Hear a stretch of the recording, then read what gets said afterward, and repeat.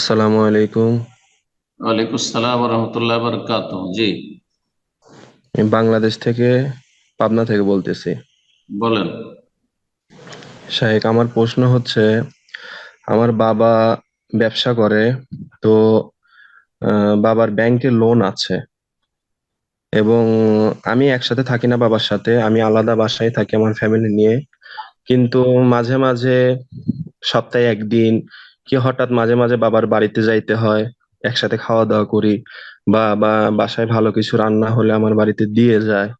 তো এক্ষেত্রে এই খাবারগুলো আমি খেতে পারবো কিনা, বা আমার মানে, যেহেতু আমি শুনছি যে মানে ইবাদত কবুলের শর্ত হচ্ছে হালাল রুজি বা হালাল খাদ্য। তো এই বিষয়টা একটু জানালে পরে ভালো হতো বিষয়। এবাদত কবুলের শর্ত নয়, দোয়া কবুল। দোয়া কবুলের জন্য হালাল রুজি। আর এবাদত একটা লোক যদি হারাম খায়, সুদ করতো, নামাজ রোজা কবুল হবে না। হ্যাঁ, হজে যদি পয়সা নিয়ে আসে হারাম পয়সা, তখন কবুল হবে না, যেহেতু ওই পয়সা দিয়ে হজ করেছে বা উমরা করেছে।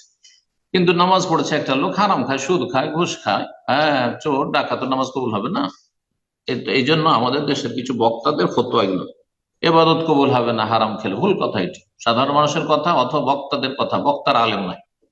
কোরআন সুন্নাহর কথা হচ্ছে যে ফান্না ইউস্তাজাবু লিযালিক, যে হারাম খায় তার দোয়া কি করে কবুল হবে।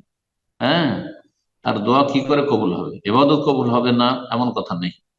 তো এটি একটি সংশোধন করে নেন বিষয়টি। আর দুই নম্বর কথা হচ্ছে, আপনার বাবা মা লোন নিয়ে রেখেছে, কিন্তু তার সমস্ত ধন সম্পদ অথবা ইনকাম সবগুলি তো আর হারাম নয়। আর সে তো বলছে না যে যেটা তোমাকে আজকে যে পরিবেশন করছি বা তোমাকে নিয়ে খেতে বসছি এটা হারাম, এটা তো বলছে না। সুতরাং এমন ব্যক্তি তো অধিকাংশ লোক আমাদের সমাজে, অধিকাংশ লোক যাদের রুজি হচ্ছে মিক্স, হ্যাঁ, হারামও আছে হালাল আছে, তাদের বাড়িতে খেতে অসুবিধা নেই, তাদের বাড়িতে খেতে অসুবিধা নেই।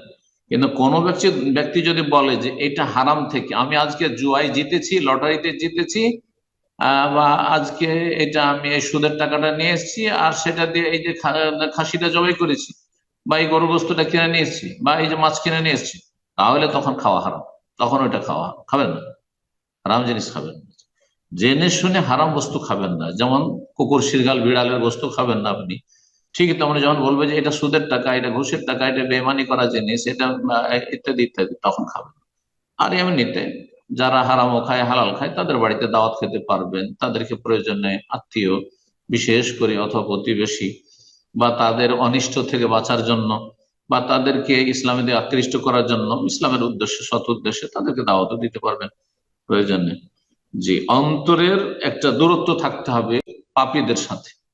অন্তর ভালোবাসা আল্লাহর নেক বান্দার সাথে যেমন, তেমনি একটা খারাপ লোকের সাথে মোটে যায় না। এটার নাম হচ্ছে আল ওয়ালা ওয়াল বারা। হ্যাঁ, বন্ধুত্ব এবং বৈরিতা অন্তর, কিন্তু বাহ্যিক মামলাত লেনদেন, বাবা বাবা মায়ের সাথে যতই তারা হারাম কাজ করুক, ভালো আচরণ হইতে হবে, খারাপ আচরণ যায় না। সুতরাং বাবার বাড়ি আপনি খেতে পারবেন। নবী সাল্লাল্লাহু আলাইহি ওয়াসাল্লাম ইহুদি মহিলার বাড়ি খেয়েছিলেন, তো অসুবিধা নেই। ইহুদিরা তো হারাম খায়, সব যুগ সব যুগে, ওই যুগে 1400 বছরে কোরআন নাজেলের এর যুগে আল্লাহ বলছেন ওয়াকলেহিমের রেবা, তারা সুদখোর জাতি। জি, ওয়াকলেহিম আমওয়ালান নাস বিল বাতিল, আর তারা হারাম পন্থায় ঘুষখোর, তারা হারাম পন্থায় মানুষের বেইমানি করে, আত্মসাৎ করে, ধর্ম ব্যবসা করে তারা খায়। জি, ইত্যাদি ইত্যাদি।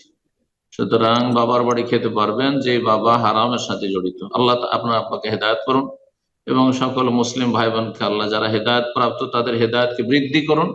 আর যারা পথভ্রষ্ট বা তারা বিভিন্ন হারামে জড়িয়ে আছে তাদেরকে আল্লাহ হেদায়ত নসিব করুন।